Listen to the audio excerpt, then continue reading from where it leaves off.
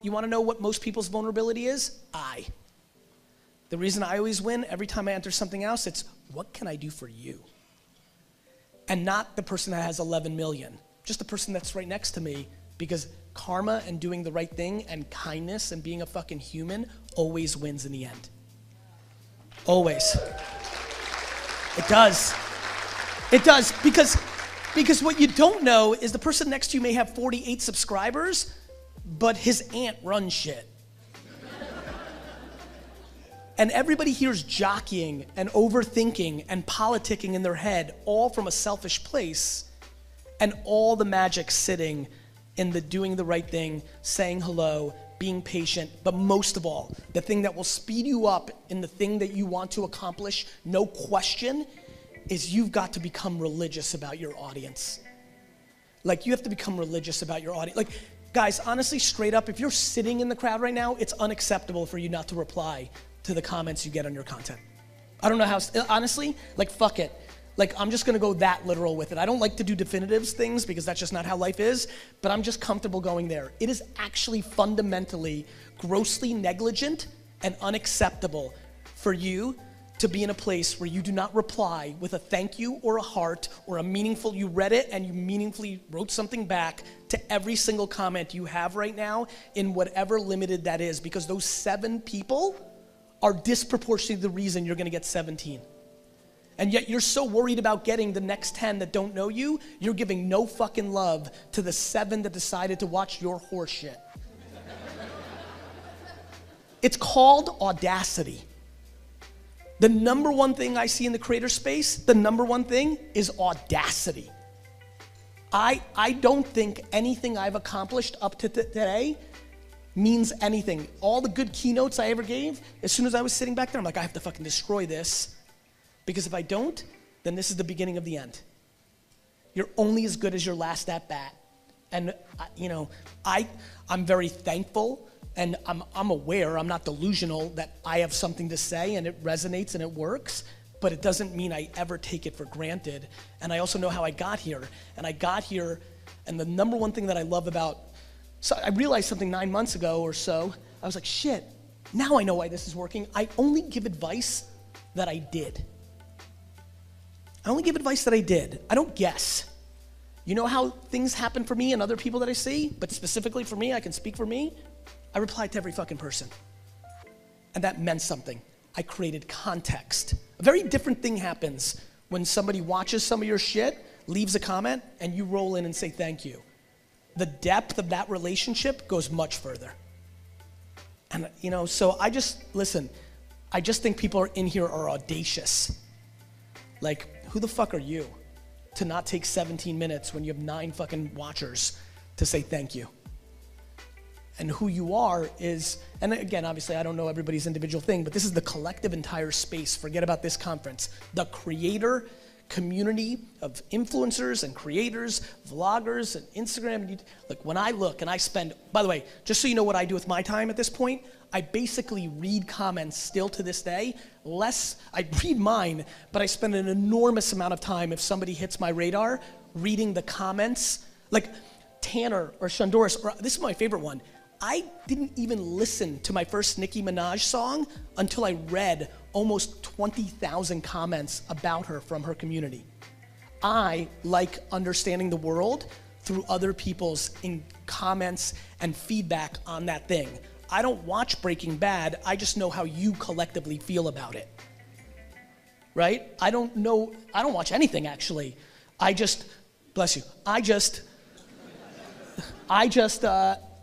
just know what the collective conscious of the end user is, and that's how I think about it, right? And so we're living we're just so fortunate. It's just so crazy to me.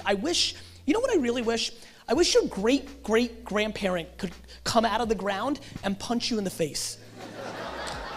I'll tell you why I want your great-great-grandparent to come out of the ground. We are complaining about the dumbest shit on earth. People, we are so blessed. There's so much abundance. If you're in this room, and listen, I'm very aware of what's going on in society, and I'm very happy about all the great things that are happening around racism and sexism to build up to the consciousness, but taking a macro 7.7 billion people in the world point of view on this, taking it from somebody who sits on boards where, millions of people in Africa don't have clean water, like literally the fucking shit on your table right there, people walk 4 miles for with a fucking, it's like, take real perspective. If you're in this room and you complain about anything, you should probably get punched in the face. And you're like seriously. Like seriously. Like, good news. Let me save everybody a lot of time. Everybody's got problems, so they don't have time for yours. Like that's just true life. It doesn't feel nice. Like when I put out content of like nobody gives a fuck, I get a million emails that I have to like respond to. I'm like, yes, people, I know your mom cares. But what I mean in the macro is the second you realize that people don't, it allows you to take on accountability. And I guess that's really where I want to go with this, which is the reason I want your great-great-grandparents to get out of the ground and punch you in the face is, first, we have the internet. I know it's kind of like macro, but like the fact that you can even build your personal brand or whatever you're trying to do while you're still paying your bills or your loans because you can do it at night is something that our grandparents didn't have the option to do. Like, if you had hopes and dreams in 1964, but you still had to put bread on the table, guess what? When you got home at 6:30, you couldn't build something on a thing called the internet. You were just stuck. So like to not quantify that bliss already upsets me. So like the reason events like this get me fired up is like people are complaining about not having 1,000 subscribers. Or my favorite, when they blame the audience itself. My favorite people here are the ones like, people don't get me yet. I'm too over the top for them. I'm too futuristic. People don't understand me yet. They understand you. They think you suck. like, I love that shit. Like, Gary, I'm coming from a totally different angle. No, you're not, Angel. You actually just suck. People want to PR themselves to not address their insecurities. To me, the market is right. If you're not winning right now, it means you're losing. It means the market doesn't like what you're putting out. Now, you have a question to ask yourself. Are you gonna do something that you think the market's gonna like because you want that short term, but it's not your authentic self? Or are you gonna stay the course of what you do and see how it plays out? For me, the second one's clearly amazing. Here's why. My big problem right now with this space is that everybody's trying to make $1 million a year. I'm trying to get people to understand that if you're making $53,000 a year or 92 or whatever it may be doing something you hate, wouldn't it be awesome if you can make that same exact number just making videos about Star Trek or fucking Supreme clothes or like making yogurt, right? Like to me, what has really bothered me about this space is I don't think people realize the long tail of this space is the special thing of this whole game. To me, the person in here who's making $114,000 a year doesn't like it, super passionate about streetwear, and she or he is trying to make their content online. I'm always trying to convince them like, yo, you're making 114. Can you look at what you're spending? Can you live a little more humbly so actually you only need 82? Because if you only need 82, you can get faster to getting happy, and once you get on the game to making 82 in ads and brand deals, you'll get to 114 in a second because now you're gonna have full-time energy and it'll open it up. We have a very big problem that we're creating infrastructure costs around ourselves. There's a lot of people here who are like hiring post-production people and a PR person and fucking building out a team, and they've got no money coming in to look the part. People trying to front in front of people they don't even like. Yeah, is right. People trying to front. You're trying to prove something to somebody that you don't even respect or like. And so, look, what has worked for me and where I want to push you is one thing. Have one religion, the audience. The audience will put you on. Because when you actually have an audience, another thing happens. There's a lot of people here who are at the mercy of the platform because they actually haven't built a relationship with the audience. There's a reason, and I'm a historian because I'm old, of watching people that weren't able to go from MySpace to Twitter, weren't able to go from Twitter to Facebook or to Instagram or to Snapchat or to Musical.ly or to the next thing. They die when the platform kills them algorithmically, or they die when the platform itself dies because they didn't build an audience. They didn't build a brand, they built sales. They just had them. They were good, they were early, they were at first, they were funny, they looked pretty. There was a million reasons why they got it, but it wasn't an actual relationship. So when we all go to VR or AR, or when two girls in Tennessee make the next Vine or Snapchat or Instagram that we all have to pay attention to in 24 months, the audience doesn't come along because there's no relationship, because it's subscribers and it's laziness of not unsubscribing. You don't have an actual audience.